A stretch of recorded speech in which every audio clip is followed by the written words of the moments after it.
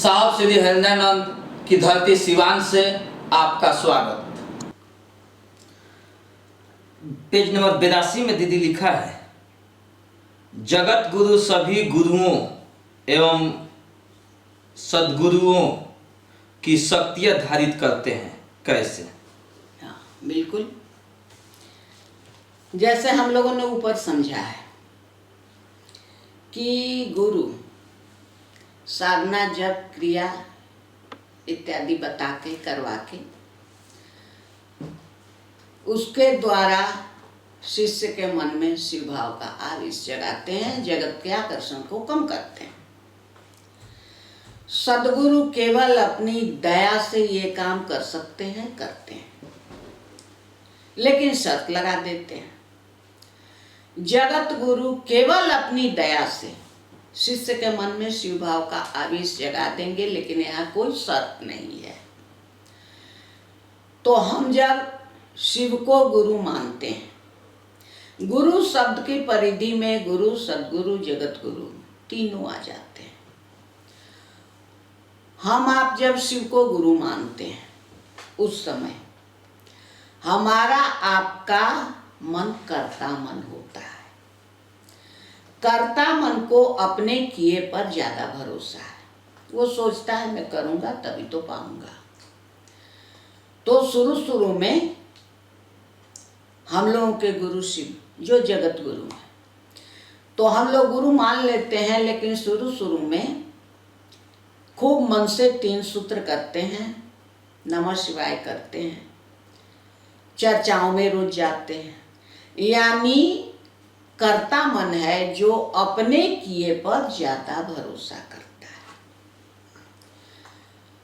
और सद्गुरु केवल दया से ये काम कर सकते हैं, यानी शिव हमको अच्छे लगने लगे। तो जो सद्गुरु हैं वो गुरु का काम भी करते हैं। गुरु है वो सद्गुरु का काम नहीं कर सकते हैं, नहीं करते हैं। जो जगत गुरु हैं वो सद्गुरु का काम भी करते हैं और गुरु का काम भी करते हैं। जैसे गुरु ने साधना बता दिया, हम कर रहे हैं। जब मन थक हार गया, अब मन सोच रहा है कि नहीं मुझसे नहीं होगा, तब वो सद्गुरु का काम शुरू करते हैं, यानी दया करते हैं। लेकिन यहाँ बात हो रही है जगत गुरु की।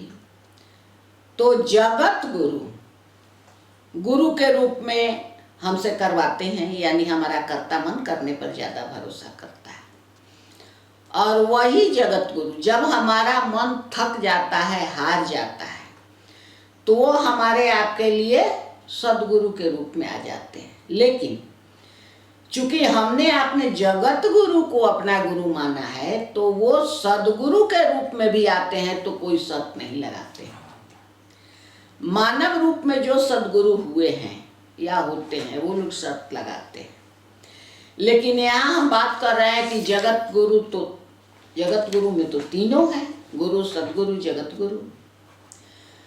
तो गुरु करवाएंगे साधना जब मन थकेगा तब हम सद्गुरु की शरण में जाएंगे, यानी वही जगत गुरु शिव अब सद्गुरु के रूप में हमारे आपके मन पर अपना काम करेंगे। यानी अब मन थक हार गया है। जैसे हम आप देखते हैं, शुरू में लोग शिव को गुरु मानते हैं, तो बड़ी तत्परता से 3 सूत्र करते हैं। कुछ दिनों के बाद कहते हैं कि मुझसे प्रणाम नहीं होता है। यानी अब उनका मन थक रहा है, कर्ता भाव शांत हो रहा है, मन समझ रहा है कि गुरु की दया पर ही सब कुछ निर्भर है। तो अब वो सद्गुरु की शरण में है। वैसे भी गुरु बहनें कहती हैं कि मैं शिव को गुरु मानने के बाद भी बहुत दिनों तक बहुत पूजा पाठ करती रही, अब कुछ भी करने का मन नहीं करता। यानी अब कर्ता मन धीरे धीरे शांत हो रहा है और वो अब गुरु की दया पर निर्भर होने की स्थिति में वो मन आ रहा है। तो अब वही जगत गुरु जिनको हमने अपने गुरु माना, शुरू शुरू में गुरु का काम किए, अब जब मन थक गया, दया मांगने की स्थिति में है, सोच रहा है बिना दया के नहीं कुछ होगा, तब वही सदगुरु की कुर्सी पर बैठ गए। और जब हम आप सदगुरु की शरण में रहते रहते रहते, वैसे साहब बताते हैं जगत गुरु की तो कोई परिभाषा नहीं है, लेकिन फिर भी उन्होंने पुस्तक में लिखा है कि सदगुरु कोई न कोई शर्त लगाते हैं, शर्तों के अधीन रहने पर दया करेंगे। जगत गुरु के पास कोई शर्त नहीं है। तो जगत गुरु सदगुरु की शरण में रहते रहते एक दिन हम लोग स्वतः जगत गुरु की शरण में चले जाते हैं। और साहब ने कहा भी है कि जगत गुरु सारे सदगुरुओं के गुरु हैं। एक बार की बात है, साहब के पास एक गुरु भाई बैठे थे। उन्होंने साहब से जिज्ञासा किया कि सर, शिव तो सदगुरुओं के गुरु हैं, तो वो हम लोगों के आम आवाम के गुरु कैसे हो सकते हैं? साहब को थोड़ा गुस्सा आ गया, जोर से बोले, हम लोग भी बैठे थे, कि 3 दिन से ये यही जिज्ञासा कर रहा है, समझाने की कोशिश कर रहे हैं, इसको समझ में नहीं आ रही है। जब वो सदगुरुओं के गुरु हैं, तब वर्षों से तुम यहाँ क्या कर रहा है? यहाँ तो शिव की बात हो रही है, जगत गुरु की बात हो रही है, तो तुम यहाँ पर क्या कर रहा है वर्षों से? जब वो सदगुरुओं के गुरु हैं तो आम जनता के नहीं है।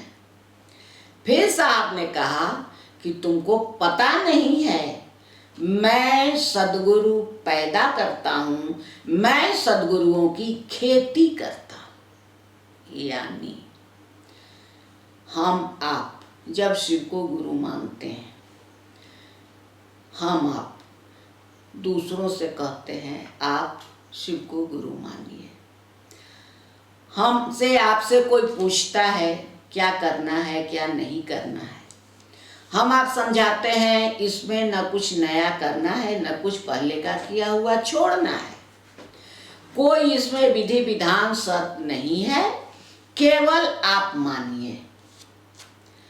तो साहब ने तो कहा कि मैं सदगुरुओं की खेती करता हूँ, सदगुरु पैदा करता हूँ, लेकिन हम आप जो करते हैं उसके अनुसार तो साहब ऐसे सदगुरुओं की खेती करते हैं जो कोई शर्त नहीं लगाता, सदगुरुओं ने तो शर्त लगाई है।